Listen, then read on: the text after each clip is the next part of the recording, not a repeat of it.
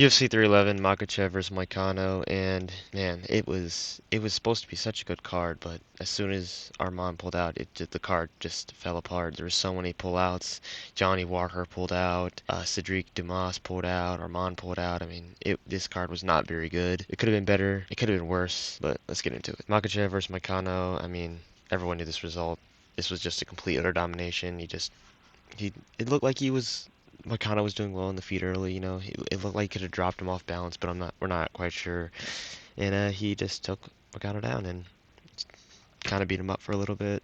Not really beat him up, it hit him with a few pitter-patter shots, and then got him in that Darce that he's really good at with Moicano's injured shoulder and finished him. On to the next, it's Merab. Oh, yes, Merab. Merab, I love this fight so much. I was so glad Merab won. I was screaming at the top of my lungs at 1 a.m. when Merab was winning. I do not like Umar. I do not like that he got fast tracked to the title. I do not like the Nurmagomedovs. They're fake humble. And Merab did what he does best. He goes out there, puts on a pace, shot a million takedowns, as you see, shot 30 takedowns, and he just kept shooting and shooting and shooting and shooting on Umar. Umar did good the first 2 rounds. I feel like he got the first 2 rounds, but after that he completely gassed, and Merab was just bullying him, throwing him on the ground, chucking him, making fun of him, mocking him, just literally throwing the same shots over and over again. The reach for the lead leg and then the overhand right. He literally just kept doing that over and over again. But what really helped Merab was the body shots. He was landing some nasty body shots on Umar that was crumpling Umar. Looked like he was folding a little bit, and he just completely broke the last part of the fourth round and the fifth round. It was a complete and utter domination. I'm so happy for Merab. You put all the haters to rest. Everyone was talking about he's ducking Umar, he's ducking Umar. Is he ducking Umar? He just beat him. And I see John Anik on Twitter saying that, oh, we need a rematch. No, we do not. Umar beat one person in the top 10 or top 15. I think it was in the top 10. Barcelos could have been in the top 15 at the time, but I'm not sure. But he beat one person in the top 10, gets a title shot, and loses, and gets dominated the last 3 rounds. He does not deserve a title shot. He needs to fight some contenders, probably 2 contenders, maybe even 3 before he gets his title shot. I think in the meantime, we should do O'Malley versus Jan to see who gets a title shot, or just give the title shot to Jan, because I want to see Jan fight for the title again. I don't think he's going to beat Rob, because he has unlimited cardio. I don't know if he's on EPO, but it's kind of insane. But yeah, oh, this hurt me. This hurt me. I know everyone hates Jamal Hill and everyone shits on Jamal Hill, but he's a good fighter. I love Jamal Hill. I'll happily say I'm a Jamal Hill fan. I think he gets more undeserved hate. I think he gets more hate than he deserves. There's worse people in the sport. Mainly John Jones here on the right, as you can see. He deserves more hate, but Jamal Hill, he was coping a little bit, yes. He also made it for a few points, and people were taking his cope more seriously than what he was actually saying. Y'all were dragging what he was saying a lot and putting words in his mouth. And I still think he's a great fighter. He did great in this fight. He got hurt really bad by Yuri in the first round. He got dropped and almost finished, but he survived. He had a good recovery time, and he got back up. The rest of the round was piecing him up, doing well on the feet, hitting his jab, hitting his straight left hand. But he has this habit of whenever he throws, he drops his rear hand and it just leaves his chin exposed, and it cost him. In the second round, he did really well. He came out there and was doing really well against Yuri. Hurt him to the body in the second round, I'm pretty sure, and he was like hunched over, and he was looking like he could be cruising to a victory, like, because Yuri wasn't fading, but he was not doing as well he was the first round. But then round three comes out. I mean, Yuri's head movement is crazy. His head movement is the best I've ever seen from him in his entire career.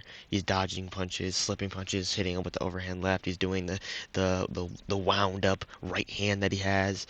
But then in round three, he slips Jamal Hill's I think it was a jab, and he slips to the right, hits him with the straight, and since Jamal Hill drops his rear hand, he hits him with the right hook.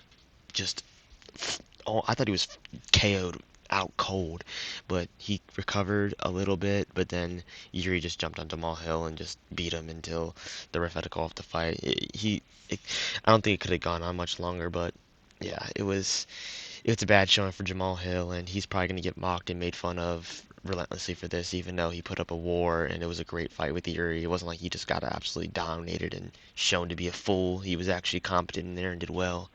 And hope the best for Jamal Hill in the future. Hope he can get some wins, maybe make it back to the title, and or get a rematch with Alex. I don't know. I just really like Jamal Hill, and I think he gets too much hate. On to Jelton Almeida and Sergey Spivak. I mean, this fight was just kind of mid. I don't really know what to say. Uh, Jelton Almeida, he didn't look good, but he didn't look bad. I mean, he's there's no way he beats Tom Aspinall. He got hip tossed by Sergey Spivak, which is kind of sad. I mean, Sergey Spivak isn't terrible, but he doesn't have much skill. I mean, he has decent grappling, but Jelton Almeida, you're clearly on steroids. You're clearly much stronger than him, and he just easily hip tosses you onto the ground and beats you up a little bit on the ground.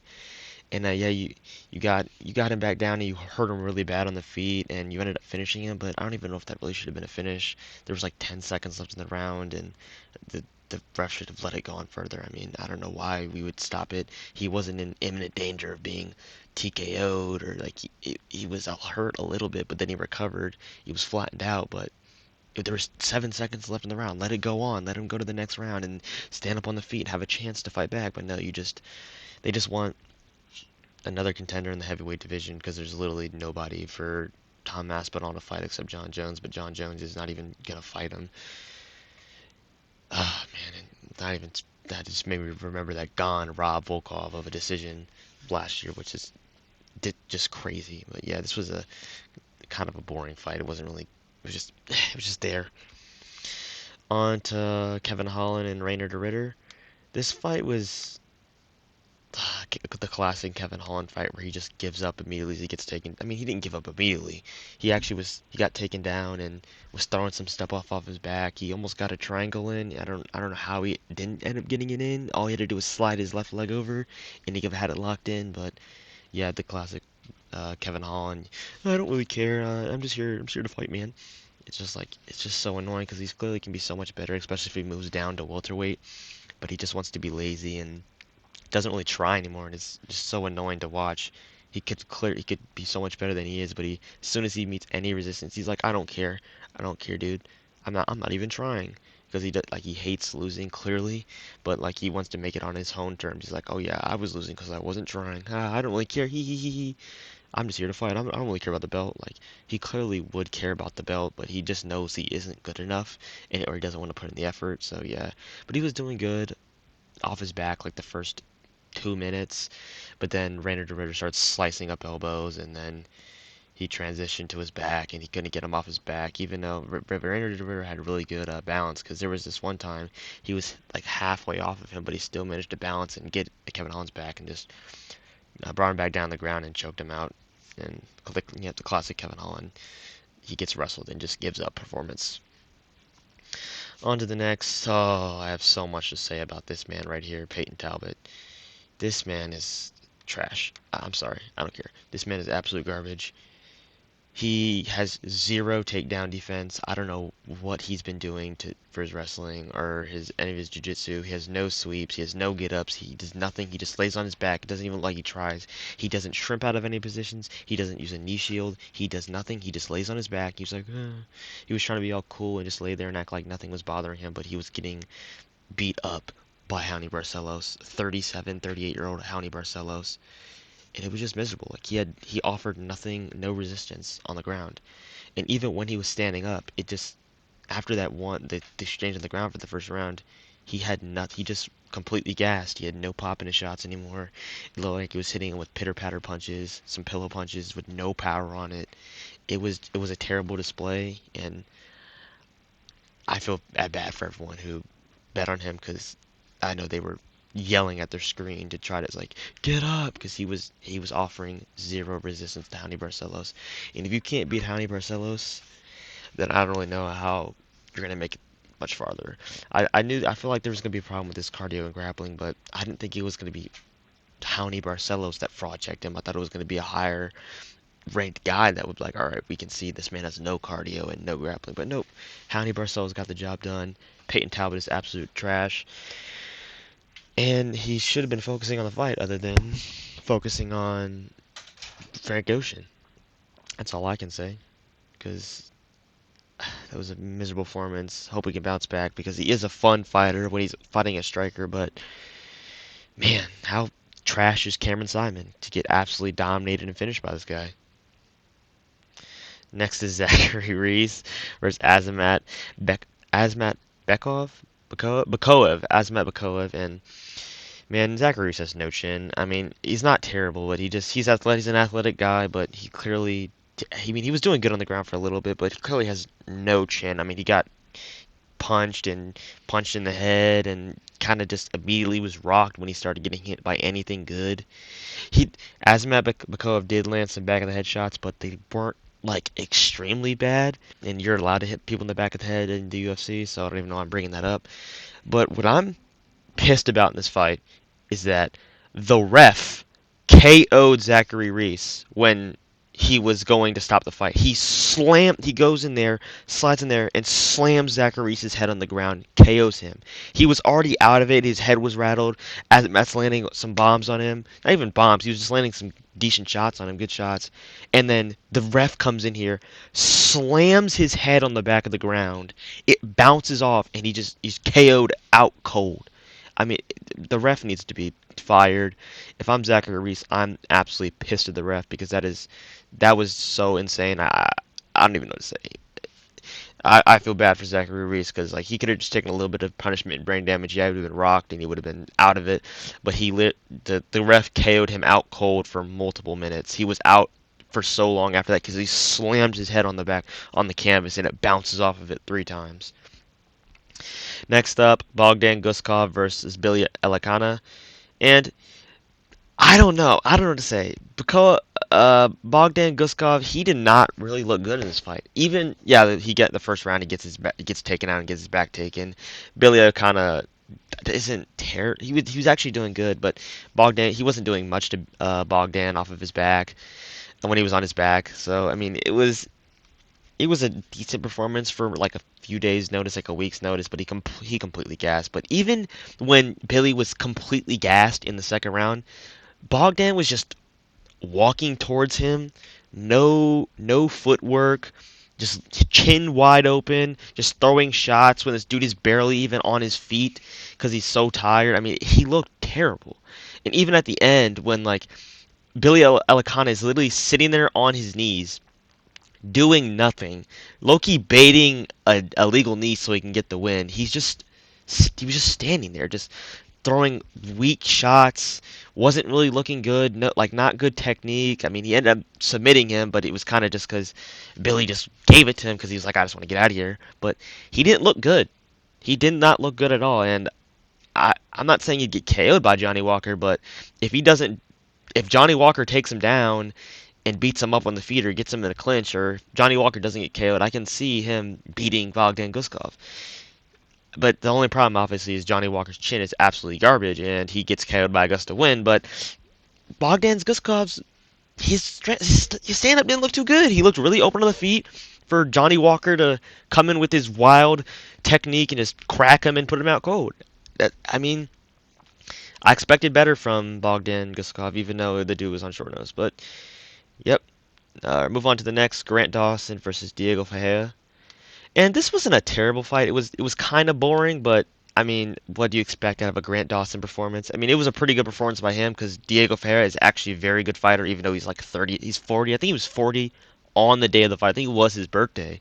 But I mean, he did good. He really hovered above him whenever Diego Ferreira was trying to sweep him or get off from bottom, and he did a good job. He didn't like dominate him, but it wasn't he didn't look terrible. He looked decent, but it was kind of boring. There was less action packed. As you can see, 10 minutes of control time, and you could tell that Grant Dawson wanted no part in the stand up of Diego Ferreira because he knew if he standed up with Diego Ferreira, he's getting KO'd cold because that's his only problem. He I feel like his boxing and his boxing defense isn't good, and clearly we saw with the Bobby Green fight he has no chin.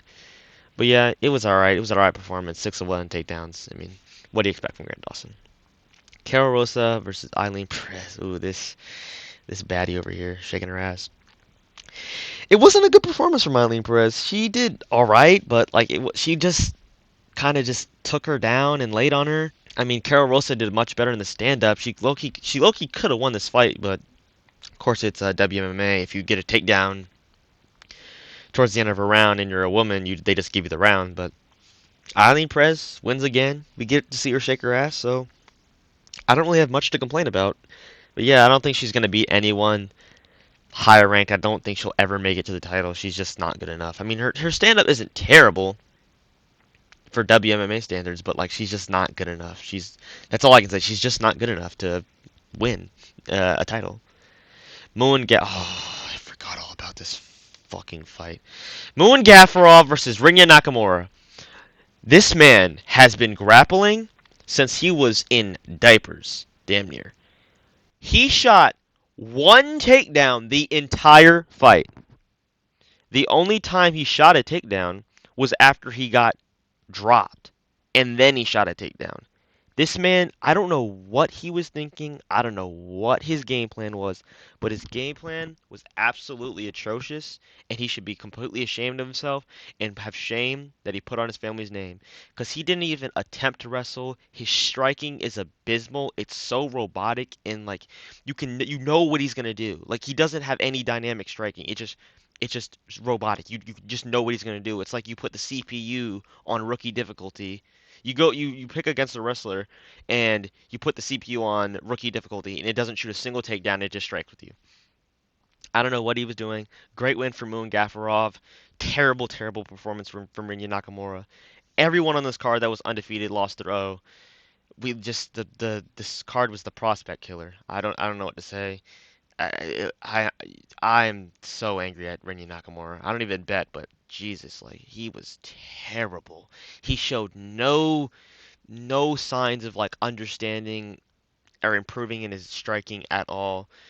I mean, I knew because I remember who was it? Was it there was another fight he had against, I think it was some Mexican fighter who that dude did really good against him, or I could be thinking about Tatsuo Taira, but he had one fighter where he went to the decision with, and he didn't look so good.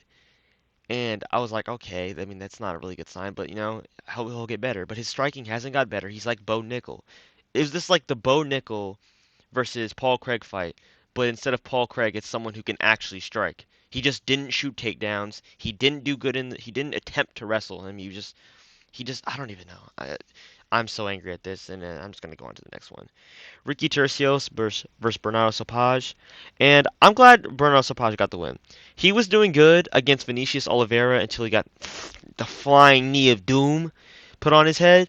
But he looked good out here. Only worry, I mean, I can't say we're worried about his gas tank because it is Ricky Turcios, and he literally just kept pressing forward and kept going at him the whole fight. No matter what Bernardo Sopaj threw at him, he was walking forward the whole fight, trying. I wouldn't even say trying to win. I mean, he was trying to win, but he was just walking forward like a great value Merab that with the terrible striking. He got dropped.